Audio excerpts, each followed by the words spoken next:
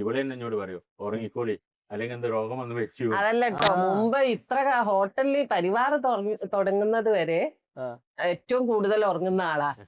നന്നായിട്ട് അല്ല, സാഗറിൽ പോകുന്നേരം. പക്ഷെ അത് ഇത്ര അല്ലല്ലോ, എന്നാലും നന്നായിട്ട് ഉറങ്ങൂലേ നിങ്ങള്? സ്വന്തമായിട്ട് വന്നേരാണ് കൂടുതൽ ഉറക്കം.